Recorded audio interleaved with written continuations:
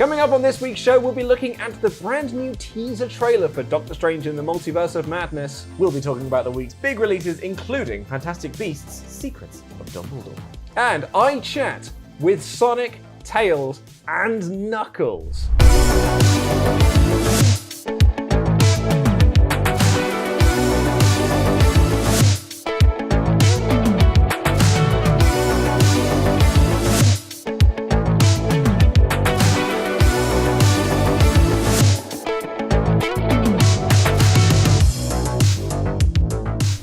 Hello and welcome to What's On at Cineworld Cinemas. I am Luke Owen. And yes, I did it. I killed a vet.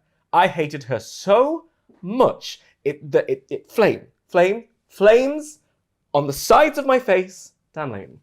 I've seen it go like, Clue? Yeah. I was a bit poorly last week, hence the Barry White voice, so I watched Clue, and that's just been rattling around in my head for a while. I mean, because usually the references that you bring to the table are like to do with the current releases. That one is just a perennial reference. Bring Clue back. That's what I'm saying. Well, I mean, I completely agree with you. I actually think that there is a market for the multi-ending format of a movie. Because that's the great thing about Clue, is that it's got different endings. And you would go and you wouldn't know which one it was going to be. Exactly, yeah. I remember the home entertainment release of it had a randomizer on it. Yeah. So even when you watched it, you didn't know which ending you were going to get. I'm a big fan. I think, and that's what Unlimited Card's for. Multiple endings. I'm fixing Hollywood. We're doing that right here in this show. What we're also going to be doing right here on this show is watching the brand new teaser for Doctor Strange in the Multiverse of Madness, because tickets are now available for that movie. I have mine. Have you got yours already? Yeah. We're going on the day of release at 11 p.m. at Leicester Square IMAX. Oh, 11 p.m. See, now usually, I haven't got my ticket yet, but I'm going to try and get like the 9 a.m. screening. Yeah, see, it's one of the two. Yeah. It's either, so it was the whole thing of like, I had a lot of friends who was like, they're going to be at work, who's going to do what, it's a Thursday night, and we just went, no, we're going to treat ourselves. We're going to be excited, we're going to go to the pub and talk about what might happen, and then we're going to go and see the film. You see, well, this is where you're lucky because you have friends. Whereas I'm a Billy No Mate. Yeah. I'm going to go to the 9 a.m. screening on my own. I would bring you to ours. It's just you have, responsibilities. I do have responsibilities. 11 p.m. on a Thursday. No thanks, mate. It's MasterChef and bed for me. And even then, it's on too late. There you go. Anyway, should we watch this trailer? Oh, please. So this trailer is called Dream. That's why. Mm-hmm.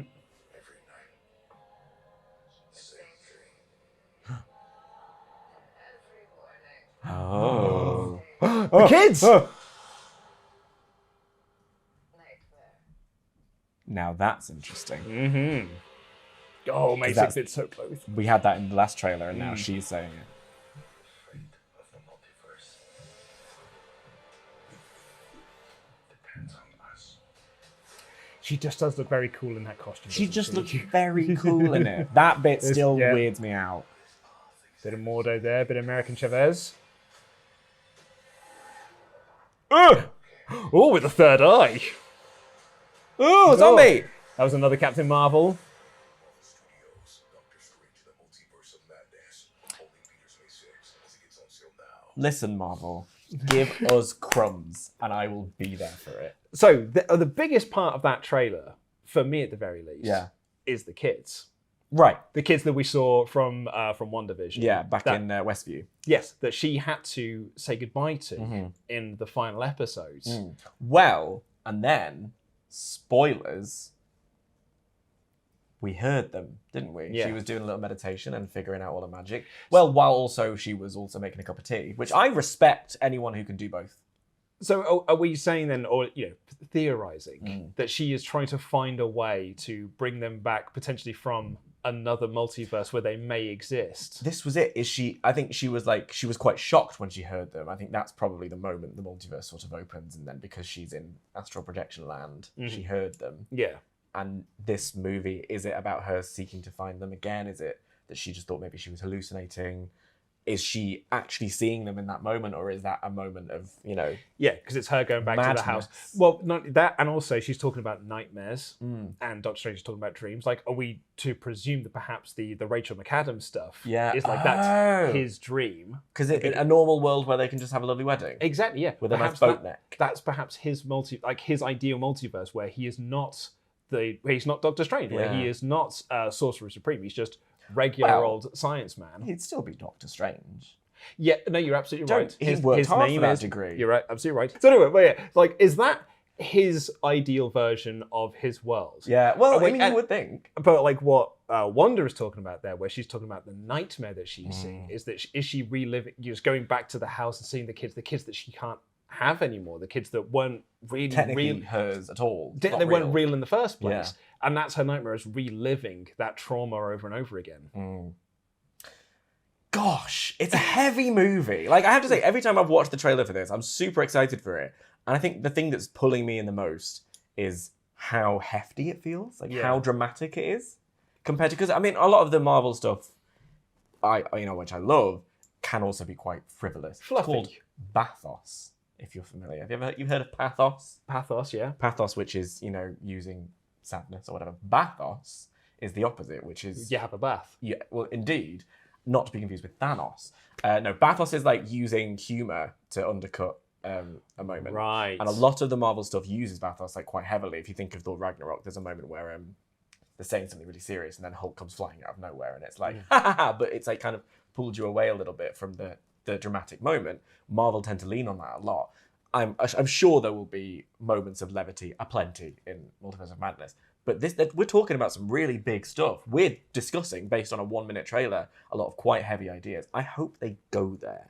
I think so. I mean, Sam Raimi, behind the director's chair, like, I think there could be some really big ideas from this. And the way that he talks about them is, like, he said in an interview recently, he'd only seen 4 MCU movies before taking on Doctor Strange. So I wonder if, like, he is coming at this with a very different viewpoint for how Marvel movies have been done previously. And a lot more now. They've been a lot keener to allow the director to have their own flair. Like Chloe Zhao's Eternals was very... Chloe Zhao. It's still a Marvel movie, but you see it alongside Nomadland, and you go, "Oh, I see." Yeah. Her input. Taika Waititi with Thor exactly. Ragnarok. Yeah. Yeah, but it's not like the first 2 phases where it was just it could have been anyone sat behind the director, with the exception of Kenneth Branagh, however, because when he did the first Thor movie, because it's all like Dutch angles and big dramatic speeches. Shakespeare. Yeah. Henry V. The only thing here's my big pitch for what the plot is for Doctor Strange in the Multiverse of Madness. If you would. Here's my big thing. And I'm doing all of this based off that 1-minute trailer that we just saw. Shall I get a pen?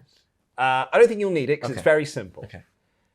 Doctor Strange has tampered with the multiverse in Spider-Man No Way Home. Yeah. And then Wong has been like, that was bad. Naughty. And now the Illuminati are coming after him to be like, you're a bit naughty. So he needs to be like, okay, how do I fix the multiverse? How do I stop the multiverse from imploding in on itself? Because he's got like evil versions of himself coming in, this and the other. Wanda, on the other hand, sees it as a way to find her perfect existence. Because Viz will be around. She could be in one of them. I think there was an interview, someone said that there will be like variant versions of the Scarlet Witch in this movie.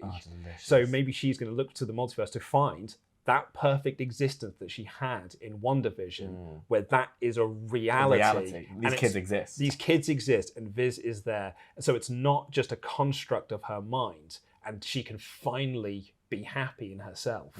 And that's probably is going to be quite counterproductive to Doctor Strange being like, we should probably pack this all in. Let's close this back together. And then you have the added question of, is it or is it not Patrick Stewart? With that line from the last trailer where he's like, we need to tell the truth. Yeah. So the other interview that I saw, and I think it was with Benedict Cumberbatch, where someone asked him, is Patrick Stewart in this movie? And I almost memorized this quote, so I didn't write it down, was like, I cannot tell you if Patrick Stewart is in this movie. That is what I've been officially told by Marvel I'm allowed to say.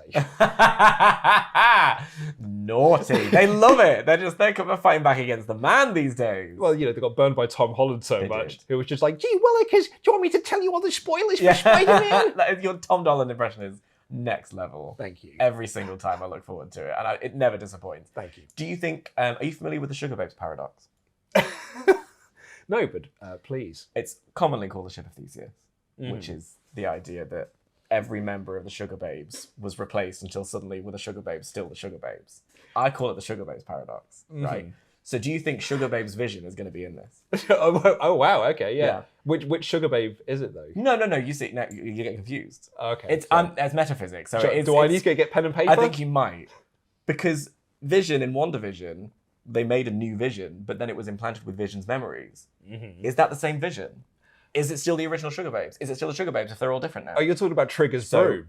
Yes, exactly. The Sugar Babes paradox is my preferred, but you can have Trigger's broom. Thank you. I'm saying, is Sugar Babe's vision, is Trigger's broom vision going to be in this movie? Well, at least now I know what the title of this video is. Take my metaphysics seriously.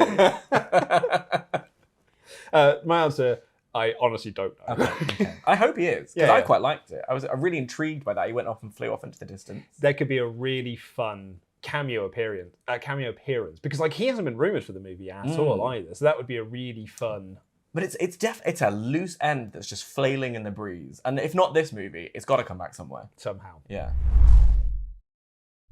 This week's big release, Fantastic Beast: The Secret of Dumbledore. Dan Layton, you Yes. are a bit of a Harry Potter nerd. I've been known to dabble. So what can we expect from this third entry in the Fantastic Beast series? Well, everything is in place now. Grindelwald has got his minions in place. He's got his he's spread his word, and people are starting to rally to his cause. Now is crunch is time. he a baddie? Grindelwald is the baddie. Okay. Grindelwald is like, OG Voldemort. Right, okay, cool, Yeah. cool. And Dumbledore was childhood friends with Grindelwald. They had a pact where they wouldn't fight each other. So he's trying to work out how to undo that pact. In the meantime, he's getting together a ragtag bunch of wizards and muggles who can, start the resistance kind of thing. That's where we were left at the end of the last movie.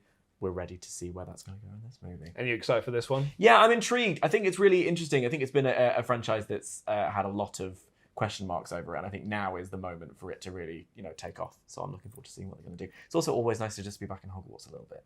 Now, there's going to be a clip on screen at the moment that's showing off the 270-degree viewing experience of Screen X. Screen X. Now, I've only been to Screen X once, and that was to see Ghostbusters Afterlife. And? It was incredible, because there's that one moment when they first get the Ecto-1 out and it's driving through that cornfield, and that the sort of 270-degree experience was like a, wow, like really looking round.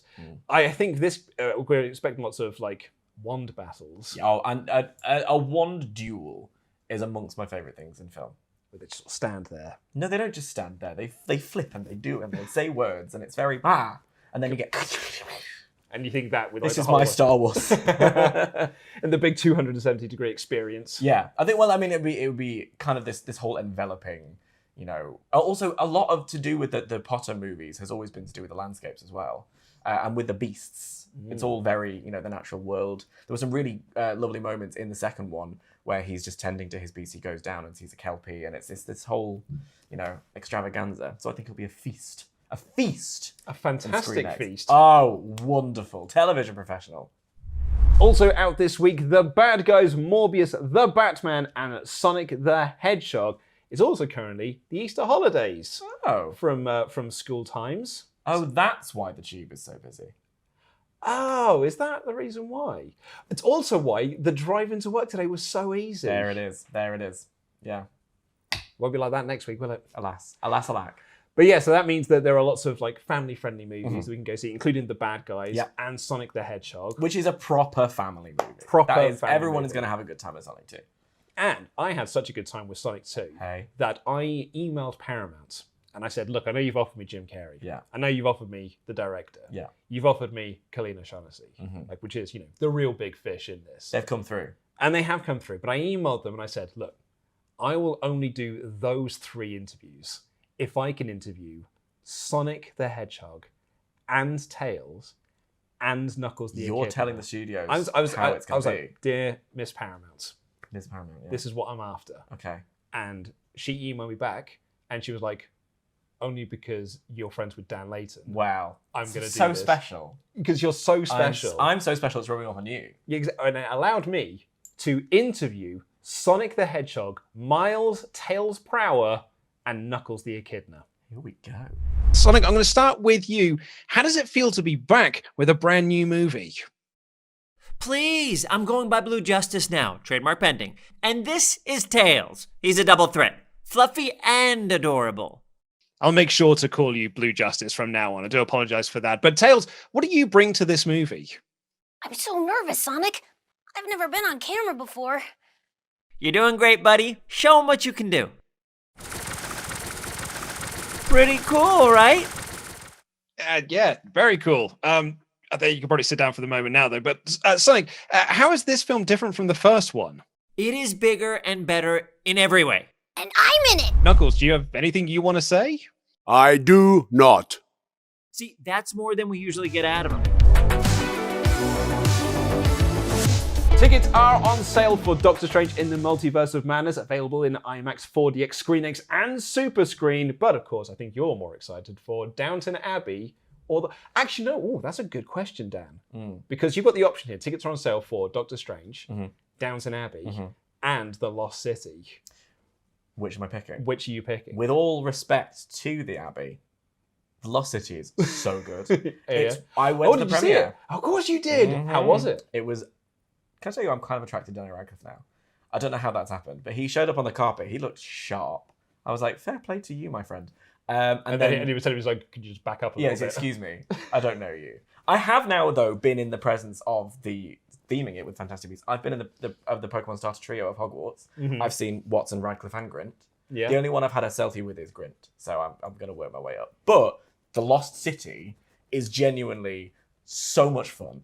Everyone seems to be having such a good time in the movie. It's like a proper, shades of Romancing the Stone and National Treasure in certain places and Indiana Jones, like all of these very silly rom-coms.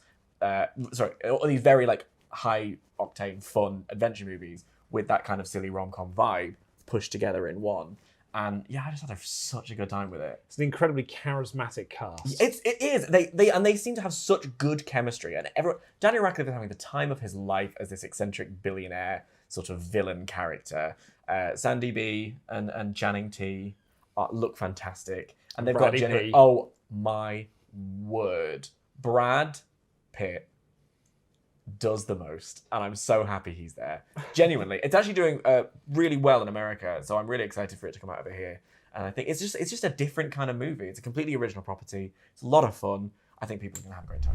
We also have a screening of NT Live's Henry V. Thank you so kindly. On April 21st, and a unlimited screening of The Unbearable Weight of Massive Talent on Monday the 18th at 7:30. I'm so excited for people to see my biopic.